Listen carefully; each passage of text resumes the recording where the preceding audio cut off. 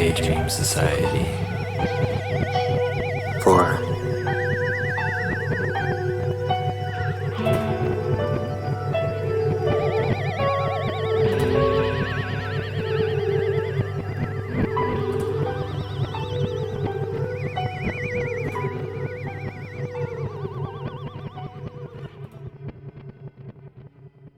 Streetlights mistake us for ghosts. The passerby are stricken with either fear or contention. Felix, Marcel, and I attempt to walk straight up with a casual posture and pretend like everything is as it should be. Inside my head, the buildings are blinking, on and off. There's no such thing as time. The world is a harsher place than one might imagine. Eyes, for example, something so apparently squishy, filmed with the wet and fluids of consciousness, simultaneously razor-sharp and piercing, like cracked glass marbles, clouded with twists of preconception, allowing no transparency, no entry, could cut through the body, leaving a trail of rust that congeals and poisons the blood. Whatever is soft will be sliced for its softness. The 2020s genocide of the cataract. "Hello," Marcel blurts at one of the less hostile strangers.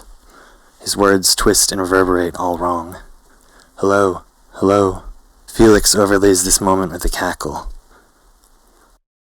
"Fuck," I say. "These lights, how is it possible that..." "Through the myriad potentialities and pathways of wave function," Felix screams, "we're here!" Now...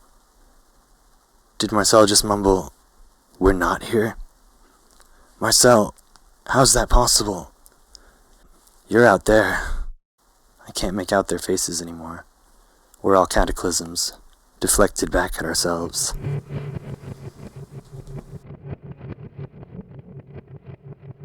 Where are we? The harsh fluorescents speak of somewhere in Chinatown, Boston. That back alley smell of urine and vomit. Marcel to my left is talking to someone, a street junkie who's asking, "Hey, got smack? Spare me a bag?" Why would we have smack, I wonder? My veins feel itchy. Headlights are violent hallucinations on the forced perspective of nearby pavement beyond the alley. Things right here, however, are claustrophobic, but comfortable. It turns out we do have some smack, about 20 foil bags of the stuff. Felix produces a 10 and hands it to our new acquaintance. He toys with the zipper of a ratty suitcase, digging around inside, and finally coming out with an encrusted spoon. The spoon is caked with drugs of the ages, maybe everything he ever ingested, stuck to the tarnished silver like dried mucus. He skillfully maneuvers a point and injects Felix's heroin into a twisted arm. Marcel is asking him, can he score us any DMT? Now, we're following the street junkie through a twisted navigation out of Chinatown on foot. He's left his bag of personal belongings in the park with the bronze ducks from that book. This way, his motions are urgent. And never walk on the other side of those streetlights. Bad karma. Stay on this side. Follow me. Here. He disappears into a crowd and crosses the street, motioning for us to remain on our side. In seconds, he is gone. We backtrack to the park, and I take his bag of things with me. Across the street, I spread open the bag on Paul Revere's grave and count the belongings. Running pants, complete with cigarette burns, old moth-eaten Gigi Allen shirt, a faded green tinged with dirt, a copy of Dostoevsky's Crime and Punishment.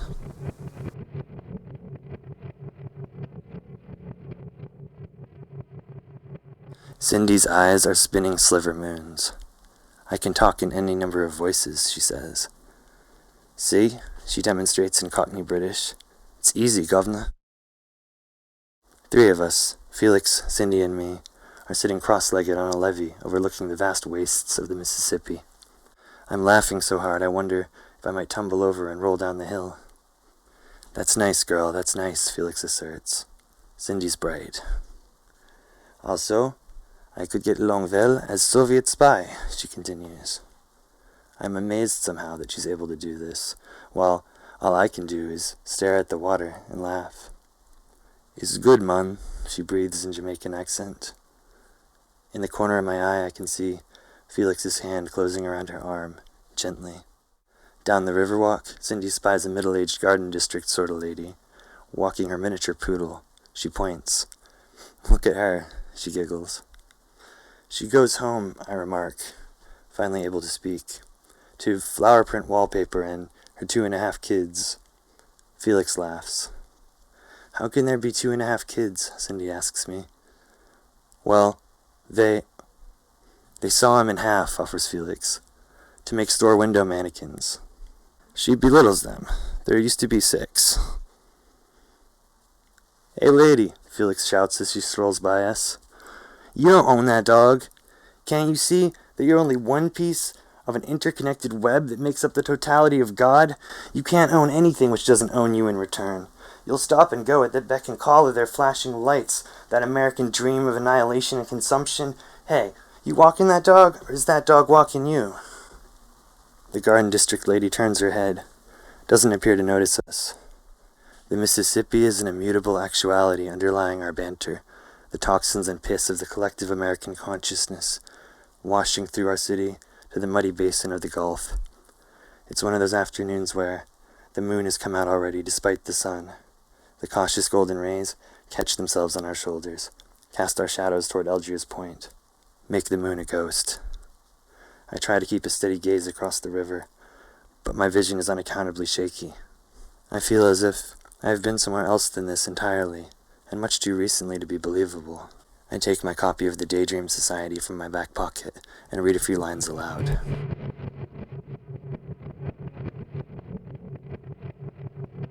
The Daydream Society, page 10. The daydreamers are trapped in boxcars. End destination, death's embrace. Lives flash by them, there's no time. The rushing sounds of purposeless wind.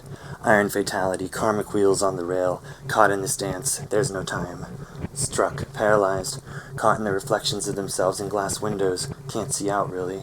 Comforted only by the insight that the worms who will eat them are not born yet.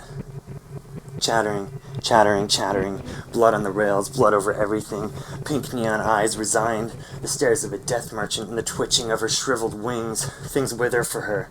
Blockades are built up like stone, words are forced, misconstrued, children tossed off, they whisper amongst each other, conversations seem to implode, wartime trains carrying ammunitions in the back boxcars, tragic whispers, not forgotten, kept silent, emotions melting from faces in viscous sadness, transparent lungs, anathema of dreams, medications, precautions must be taken, sweet death of sleep-type substance, keep collision from entering the cerebellum. It's almost Halloween, and Frenchman Street is already crawling with ghouls. A dead baby streaks by us with a 40-ounce bottle in its left hand, smirking. The sun is finally set, and the lights of jazz clubs illuminate these people in commercialist auras. People are sloppy, and the air is nice. Down the street, a skeleton crew straps on their guitars and banjos and begins to play. We skirt around a drum circle, out into the street. A cacophonous sound of tom drums bounces around us, echoing off the cypress walls of the bar across from us. Grabbing my hand and pulling me between 2 vibrant, drunken dancers, Cindy calls out, "These drummers are fighting against total erasure. These people are an army." Felix hoots and catches up with us around the crowd. This is the life, he smiles. And there's no tomorrow. Not if we don't want there to be. Time is a loose concept. This now of ours never ceases to exist. Come on, insists Cindy. I want to see this band play. The band is breathing from an air all their own. They pulse, as if hooked collectively into a breathalyzer.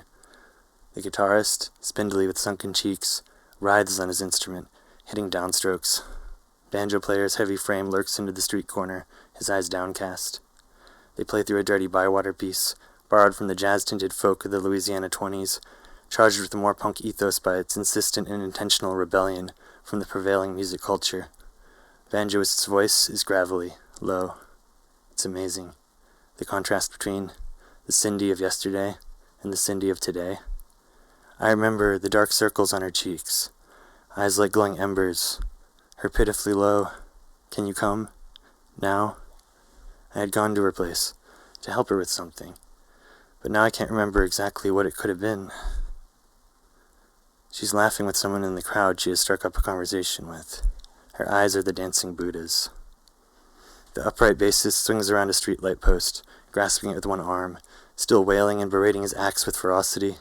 Down the block, Marcel emerges from the constricted alleyway of the Dragon's Den and saunters towards us. "You been at the pawn shop?" he asks me. "No," I tell him. "I've been with Cindy and Felix the entire evening, I'm fairly sure." Marcel draws me to the side of the gathered crowd with a hand gesture. The voice called out to me again, while I was lying in bed early in the morning. Shit. I had hoped this disconcerting schizophrenia of his would have gone away, faded into the rest of the conversations and commotion of our lives, and become nothing more than a phantasmagoric head trip, acknowledged once and then forgotten. "Have you checked with John?" I remember to ask. Asked if he had any unusual visitors at the shop. Someone loud, maybe a homeless trying to sell something. Not likely. You know, John would never tolerate anyone like that staying around there for long. "Long enough to scream the things you heard through the walls," I say. "Things you overheard and mistook for—" "It's not it." Marcel's face darkens. "This evening, I was in bed again, unwinding after working on a painting. The one with the red abyss and the collapsing star, remember it? And I heard it again. I'm sure this time. At first, I thought it was the air conditioner vibrating. It crept in, you know, the way you can hear voices and white noise. But I'm sure. I even had the distinct impression of words.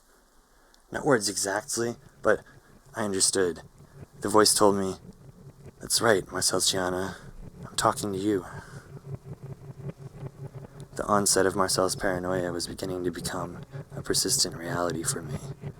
"You know my older brother Stephen?" he asks me. "Know him? No. He died, right?"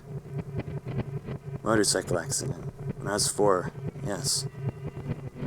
"You've told me about him. He was a musician. Sharpen the ajna with rusted razors of time," the banjoist croaks. I was hearing stuff about Stephen. I noticed that Marcel's hands have started shaking, almost imperceptibly. Felix and Cindy are dancing to the rhythms of banjo and upright bass. They seem to be drawing closer to each other, then pulling apart. A convulsion. The banjoist continues his gravelly croon. Transparent and ground to dust. Anesthetic. Blind. "Someone," utters Marcel through clenched teeth, "was screaming at me. Stephen isn't dead." Daydreamers bristle from Fortress Dreamland of Sky.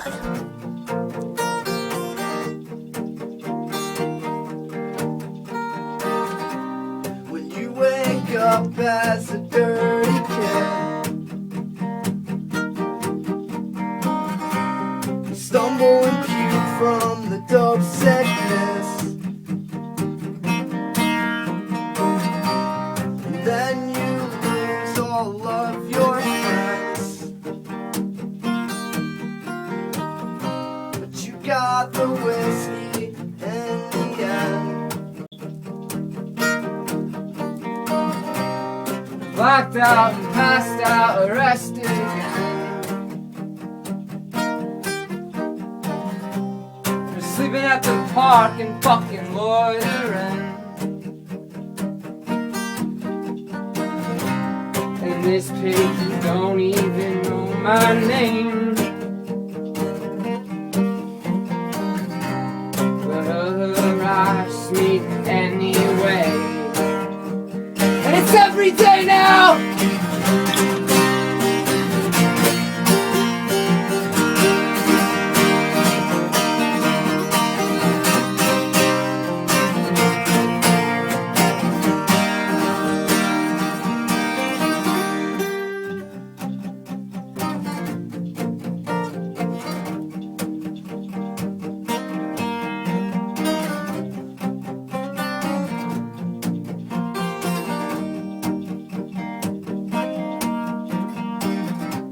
It's been 5 years I've been off my meds.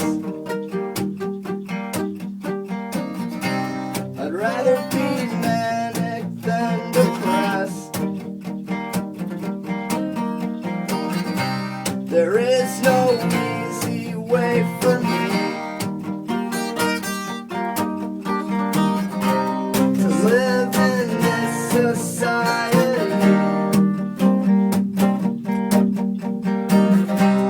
Spend